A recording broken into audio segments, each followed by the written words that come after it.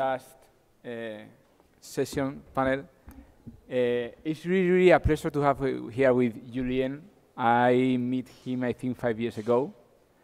If we talk about DeFi, I think this guy probably is one of the most representative people in the world about DeFi.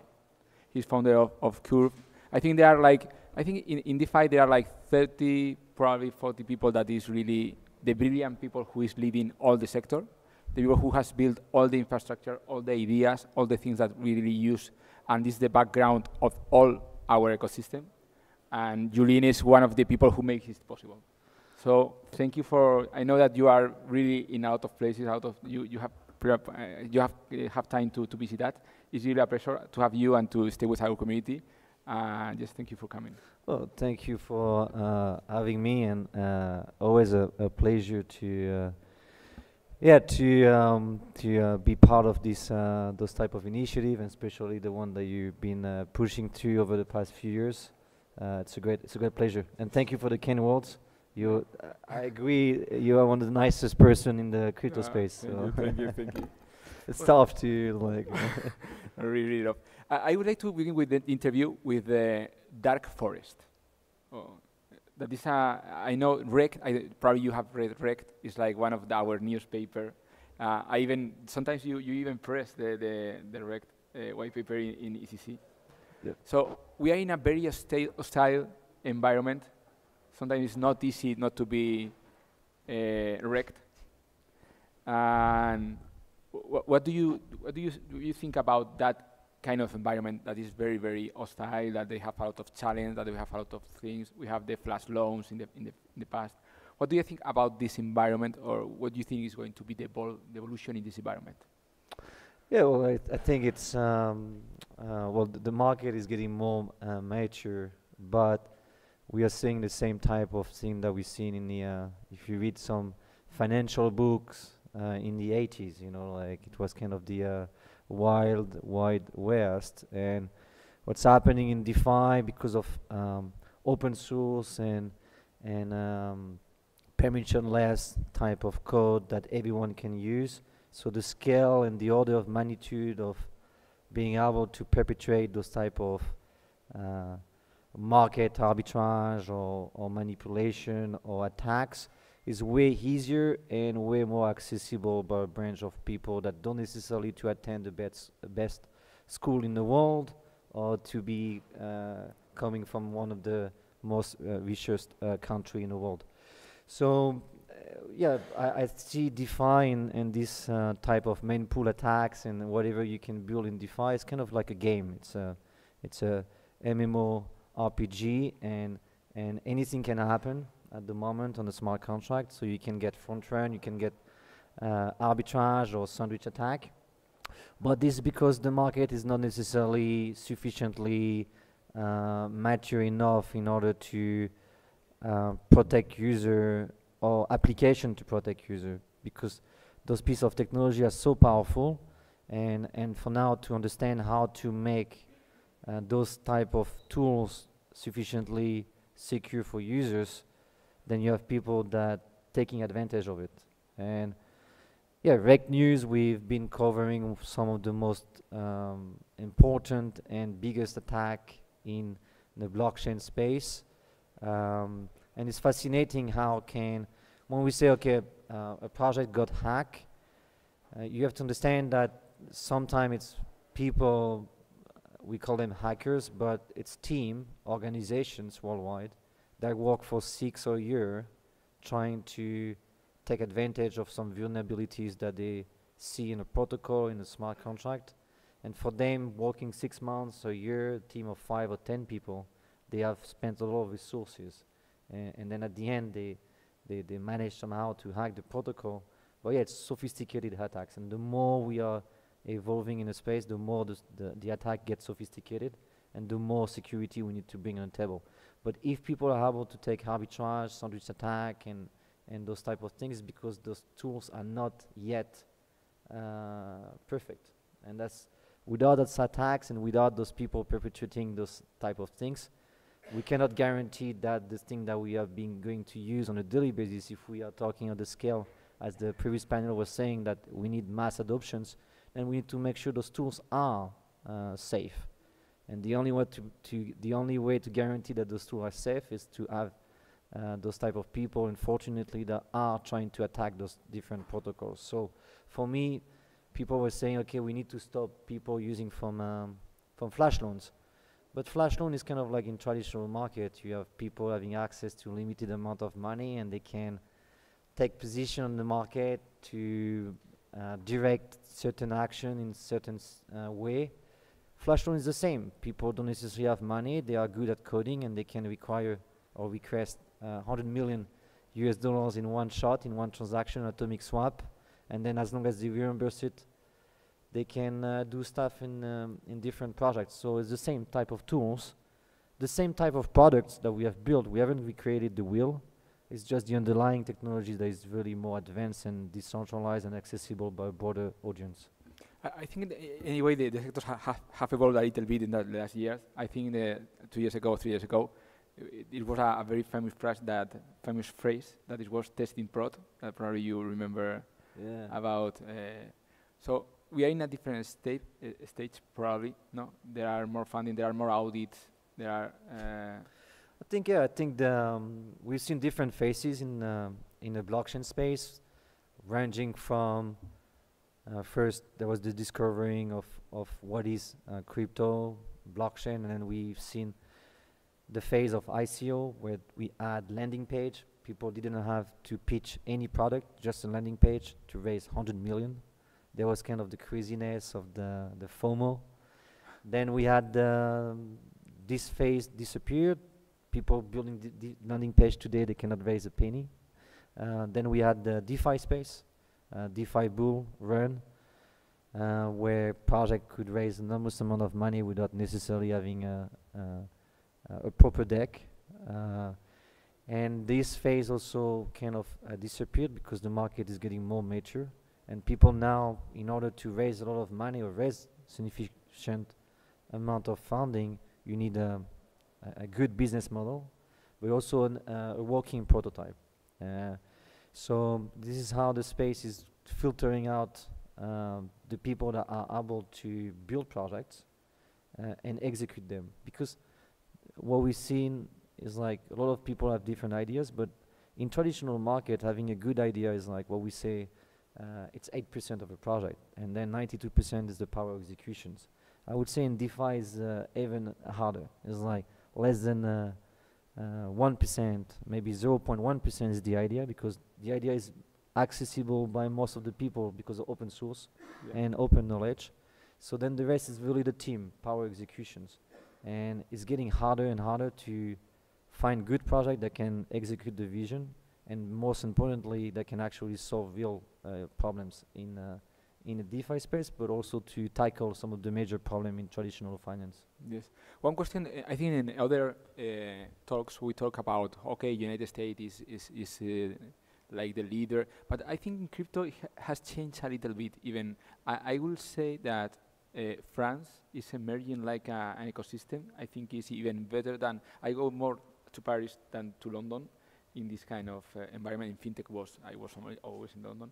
I think how you see really, as you are connected with all over the world, I think in France there is a big ecosystem that you are very connected as normal, but how do you see in general the Europe and France in concrete? Yeah, it's interesting that over a couple of decades we always thought that in order to build some of the major biggest company in the world, you had to move to the US and establish yourself in the Silicon Valley, pay expensive rent, and ask for an enormous amount of money from VC. And well, the game is changing. Now you don't necessarily need to establish yourself in a specific location. You can actually work from online. And what's interesting is that I think European people have a certain mindset or brain that correspond very well to how DeFi is articulated. It's based on mathematics and game theory, and especially in France, what we've seen across multiple different projects that we also have invested in. For example, recently we announced the that we lead the project Kakarot. We also did a couple of different deals. And those one are really built by people that attend some of the best mathematical school in the world. And France or Europe, they build some of the best engineers in the world. I mean, there's no doubt that it's in Europe that you find the best engineers, and maybe in East countries, also in Russia. So some of the major projects in the space are either lead, I would say more than 50%. I want to have some statistics about this, but I would say that more than 50% of those 50% of those projects are actually on top of the board of the funding team. You always have European people and some also very often French people. For example, in Curve, in Lido, in Ledger, backed finance, Kakarot, like some of the major projects in the space, you always have European in the founding team, and also very often some French people. So I think, yeah, future of France, this is the joke, but European people, Europe, we're really well positioned to, for the first time, try to use that type of technology for our own advantage. If you look at today, we're all using Twitter, Facebook, Google, Amazon, Microsoft, and all, you name them, but they are not from Europe, they're all Americans. So I think we have a chance to disrupt, or at least try to reverse the spinning wheel in our favor. Totally. And we talk about all DeFi because probably we are very related to DeFi, but NFT Paris is amazing. I think in terms of NFT, luxury, all the things, also France is probably leading a lot of things. Well, yeah, we have the most biggest luxury company in the world, LVMH, and the richest guy, sometimes fighting the race with Elon Musk. But yes, those fashion company, luxury company, they are using or exploring NFTs and blockchain. And NFT Paris is pretty well organized, and some big companies are actually sponsoring and attending this the conference. Yeah. So what do you think right now? What alpha do you can share with us? What do you right now are more interested in? What are happening? I think probably we were talking about staking, liquid staking, all these things. You right now you have a fund, so you are probably. Yeah. What do you think right now that what's the thing that you are reading or you are right now researching or contacting? Yeah, Stake Capital, we've been involved in the space for more than 10 years. And so it's not many people that have been here for quite some time. We've been investing in more than 150 different projects in the space. We also built some of the major DeFi projects or helped them, for example, StakeDao, Rekt News, Blackpool, Curve, Lido, and many different projects. I think it's always working by phases, you know. If you look at history of blockchain and even traditional finance, it's always during bear market that the major project that would disrupt an ecosystem or some part of society emerge.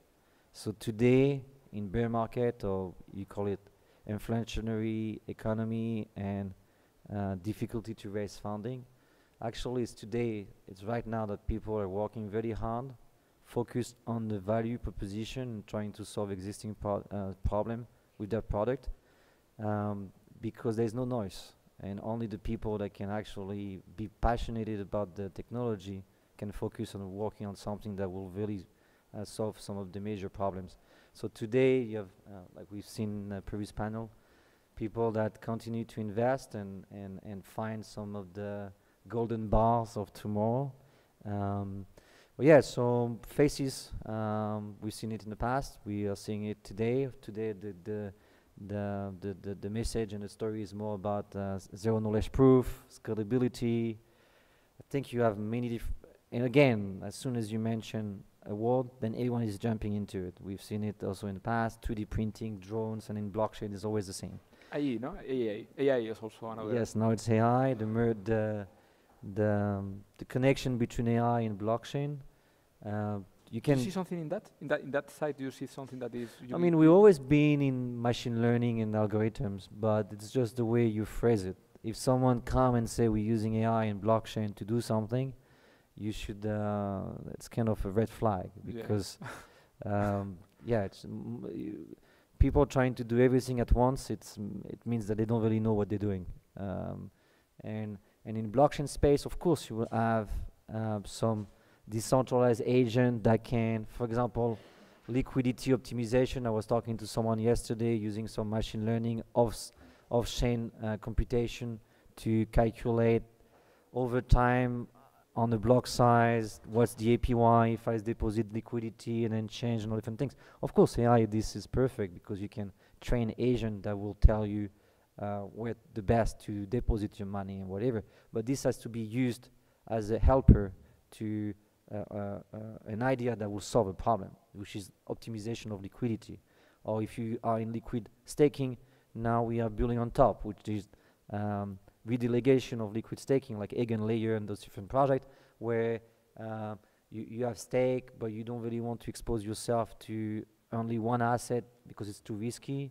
So then you will have protocol that will make sure you can redirect liquidity across those liquid staking and different things like that. So of course, yeah, it's a trend, but you have to be very careful because, again, only 1%, less than 1% of the project will make it. So you really have to, what I always recommend is the team. We've made mistakes in the past, but now what we do is, of course, an idea in a project could be really nice, but again, if the team is not the perfect combination of different skills inside, we'll just say no because the risk is too high. Yes, I think I don't know, it's 2 years or 1 year ago. When I like to in order to finish to talk about culture, we watched your video, a video that you produced. Do you remember? This video was amazing with all the. So I don't know, but probably people who were in our event 2 years ago. You showed the video? Yeah, we showed in the conference. It was amazing. What do you think about the culture? Because in some way, I think you are creating culture for the ecosystem. I think Rekt. Who knows Rekt News? Okay, some good people. Yeah, I think Rekt became probably the biggest community in a space, in a way of.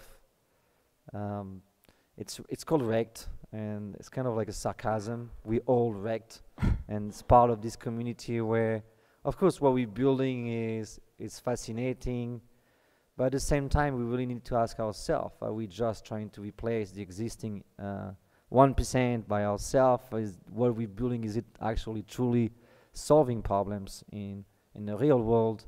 And also, we're making fun of ourselves in the different hacks and different stuff that is happening in the blockchain space. And the culture is really, because crypto blockchain is quite toxic, and I think if you've been in the space for quite some time, you will realize that when the market goes up, you feel missing something. When the market goes down, you feel like you miss your life.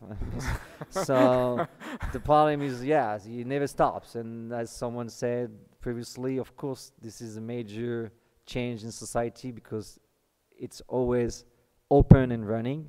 But in open and running, it means that also your mind is always never shutting down. So it's interesting space, never seen before, and the amount of people in this space that have tremendously amount of skills, knowledge, I don't think you can match it with other ecosystem. People coming from physics, from mathematics, from quantums, from economics and whatever, you name them, they're all inside this industry. It's fascinating, but at the same time it's also quite dangerous for your health. So you better make sure you are solid and you really stick to the value proposition, which is basically trying to focus with people that people always ask, what should I do? I just enter, and what should I do? I can trade, I can buy assets, but trading is a job. No one can actually say, oh, I'm a trader, if you don't spend 24 hours a day and 7 days a week, because the market never stops. So either you have a team of hedge fund that does trading for you, but calling yourself a trader, if you don't spend your life on it, this is difficult. But if you join a project that is really about solving problem, And this problem, also today I talked to someone and I said, but who's going to use it? And the guy was struggling to understand the question. And if you really focus on something and building something that you don't necessarily understand who's your customer, what's the problem you're trying to solve, it's always a measure of three questions.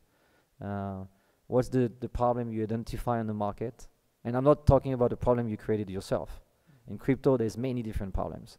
You don't need to create your own problem that you wake up in the morning and say, oh, this is a problem, but only yourself has this problem. If it's only yourself that has this problem, there's a problem. It's not the problem, it's you. And then the second question is, what solution you found about this problem? And then the third question, the third point, which is for me the most important point, is why you believe you're the most skilled to tackle that problem with that type of solution. Because you might be the one that found an existing problem, but not the one that is going to execute that solution against that problem. So you need to get the perfect team to work on that problem. And in DeFi, you have many problems, especially in traditional finance. So someone said, oh, we need to get people to get into crypto. I like this kind of thesis, but for me it's more, I don't think crypto or DeFi will replace traditional finance. I think it's the opposite. I think it's not the opposite, but I think it's DeFi will be measurably used in traditional finance to solve existing and major problems. So for people, for example, to have custody of their asset, but still use the bank. They can use the insurance program, but still use an AXA without naming. So we'll still be using the same infrastructure and products today, but the underlying technology and the security aspect of using those products will be completely different.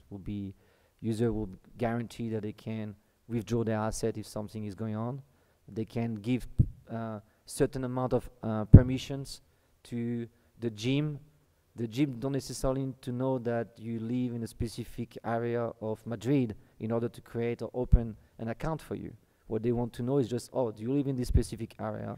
I will give you a 20% discount. But then I can use crypto, zero knowledge proof to guarantee that, yes, you're not lying. So KYC, AML, all those type of things will be completely disrupted, but we'll still be using society as we are using today.